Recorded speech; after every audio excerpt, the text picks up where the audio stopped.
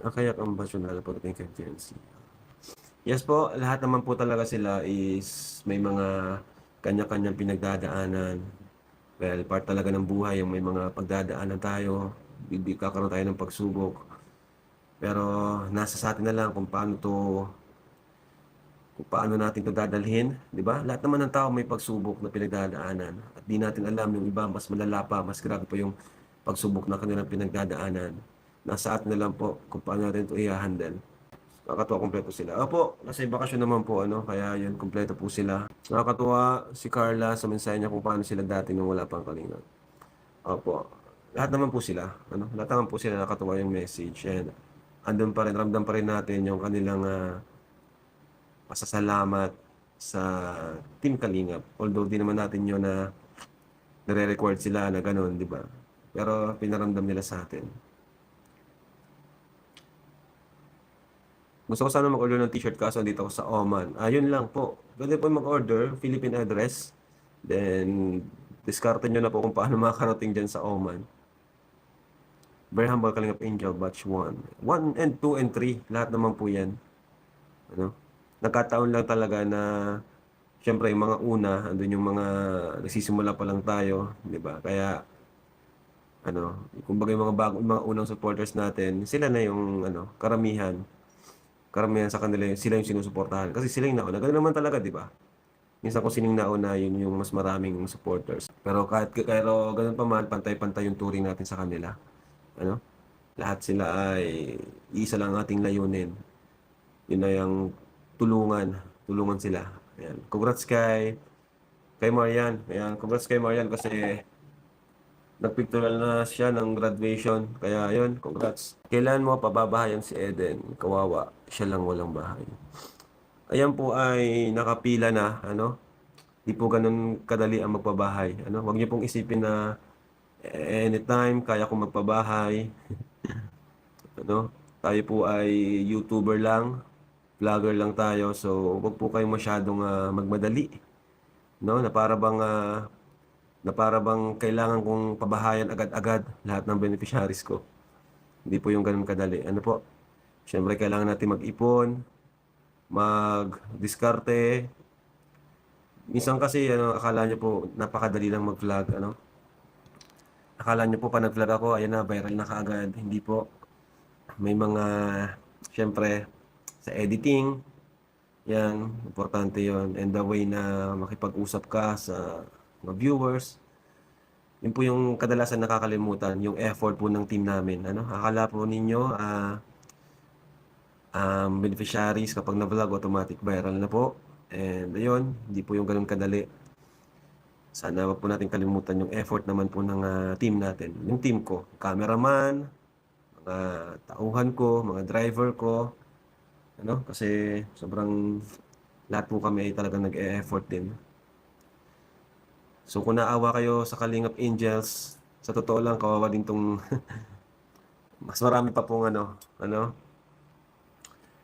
si Ryan, di ba? Si J. Brad, sa totoo lang po, kawawa din po yung mga yan.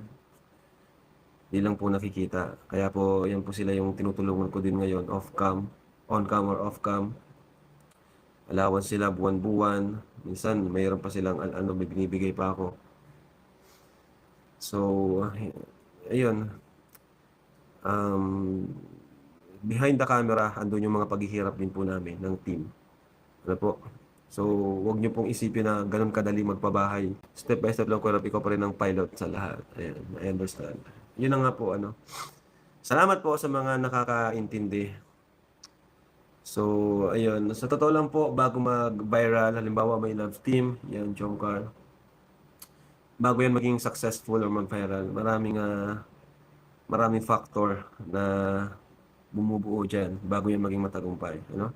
Hindi lang po yan dahil sa isang tao, hindi lang yan dahil kay Edo, dahil kay Jomar, hindi lang yan dahil kay Carla, hindi lang yan dahil sa ano, hindi lang din yan dahil sa akin. Yan po ay binubuo po yan ng mga ilang mga bahagi. Ano? Unang-una, sa editing. Pangalawa, sa vlogger, di ba? Sa pag-direct. So, di po yan na basta-basta. Ano po? Kaya yan po ay ano, Team effort. Team effort po yan. Sa tigilan nyo na pagko-compare sa Angels? Yes, tigilan nyo na po yun. Ano? Kanina may mga nababasa akong comments eh. Stop na po yan. Ano? Yung iba hinide ko. Panay ang compare. Panay ang ano, minsan may binabash. Nakalingap Angel. Tigil na kasi ang pangbabash. Ayan. Pero sa totoo lang, talagang dapat yan din na lang po pinapansin. Kahit anong sabi ko dito na wag mag-bash, wala po, di yan matatapos. Di po yan matatapos. Kaya nasa sa atin na yan kung paano yan. Ako, di ko pinapansin eh. Pag may nambabash, di ko na lang pinapansin. Masasawa rin po yan. Kalingap is proven and trusted. Salamat po. Thank you. Kaya nga po, alam niyo naman po, di ba, nagtigil ako ng mga 3 buwan. Pero ipabahay natin tuloy-tuloy kasi yun, yung mga naipon natin na may naipon naman akong pera, tuloy-tuloy pa rin po yun kahit ano na yun. Kumbaga, wala tayong masyadong vlog.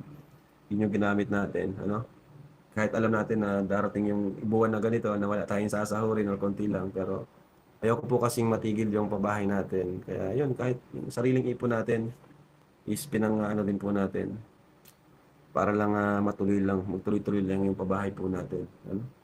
Kasi ako, naman eh, yung pera naman kasi na yan, pwede nating mabawi yan. Magsipag lang tayo, lang, tuloy-tuloy lang. Kaya naman po yan. Hindi naman natin kailangan ng sobrang daming pera. No? May bahay man na tayo, may may mga gamit. Basta enough lang yung mapasahod natin yung mga staff natin. Goods na yon, mapasahod natin yung mga mga tauhan natin sa pag-vlog. Tapos masuportahan natin yung mga Kalingap Angels, mga beneficiaries. Yun, okay na yun. Sana ang batch 1 payagan na mag-vlog kasi sa dami ng batch nila, deserve naman siguro nila ng channel, lalo na si Joy. Unang Kalingap Libot, si Carla lang. About kasi sa pag-handle ng YouTube channel, di rin naman po yan basta-basta at di naman po lahat nagiging successful. Gusto niyo po bang i-sacrifice natin yung channel ni, halimbawa, si Joy, meron siyang channel. Tapos, anong nangyari? Ayun, upload siya. Then, bumaba yung views niya. Tapos, kapag binlog ko, wala na rin. Bababa na rin yung views. E then, nangyari, na-sacrifice lugod yung niya, yung pagiging viral niya. Diba? Si Carla naman po, kahit may channel siya, nag-upload naman po siya, lang din naman. So, magkano lang din naman pong sinasahod ni Carla, napakababa rin naman po ng sinasahod ni Carla. So, hindi wag niyo pong isipin na pag may channel na is aangat na rin sila kagad. Po? Sa totoo lang, 50-50 yan. Pag may channel ka, pwedeng malaos ka kaagad. Dahil nga palagi ka nang nakikita, pag binlog kita, wala na rin. Siyempre, pati ako, kung palagi kung expose ka na, ano bang iba-vlog ko sa'yo? Diba? So, ganun po yun. Saka, si Joy po, estudyante nursing po siya. Darating naman po yung time, kapag graduate na siya, stable na siya, pwede po siyang mag-vlog. Yun naman po yun. Kaya wag niyo pong yan. Hindi po yung basta-basta na porke vlogger ka is magiging successful ka kaagad. Marami pong dyan, marami pong isinasalang-alang bago ka maging successful na vlogger. Number 1, dapat creative ka.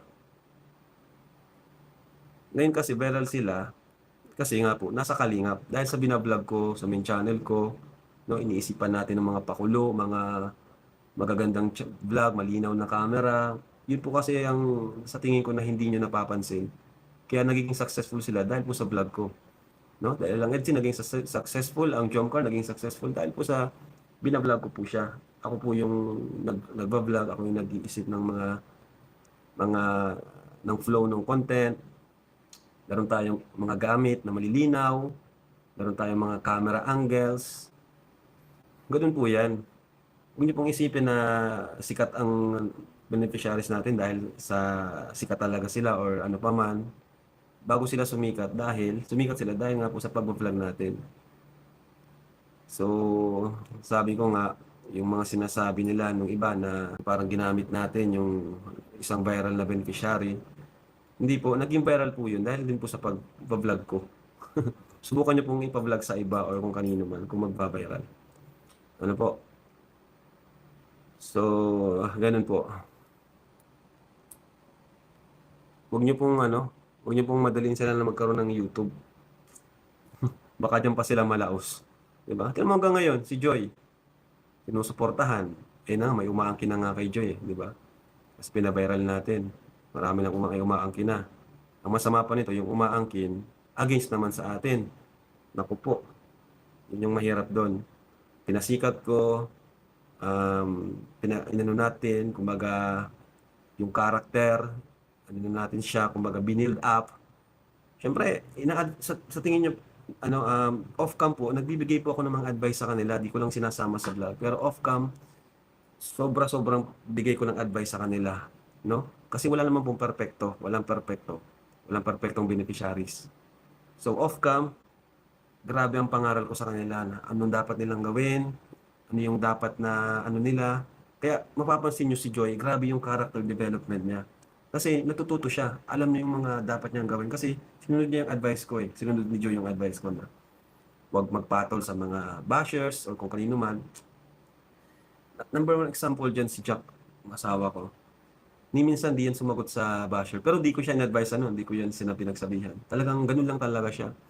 Kasi sabi niya sa akin, hindi naman kailangan sagutin yun kasi unang-una, mas kilala naman niya yung sarili niya.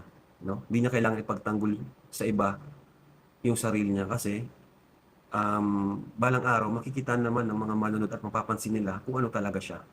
Parang ganun. At ang importante sa kanya, kami, yung nakapaligid sa kanya na alam namin kung ano talaga siya. Parang ganun. So, yun yung in-advise ko din kay Joy.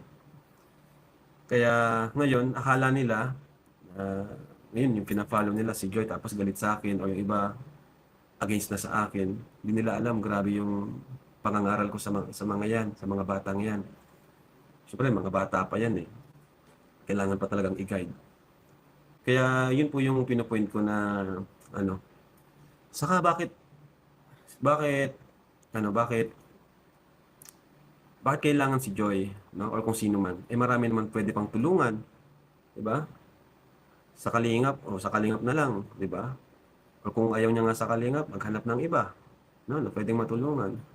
Ang tanong, bakit si Joy? Porque ba may supporters na, may followers na, di ba? Kung talagang totoo yung pagtulong, tulungan yung mga hindi pa natutulungan. Ano po? Kung talagang totoo yung pagtulong, okay lang sana kung sa akin talaga walang problema eh. Kaso ang nangyayari kasi parang kinakalaban habang tinutulungan itong beneficiary ko. Kami naman, parang kinakalaban naman.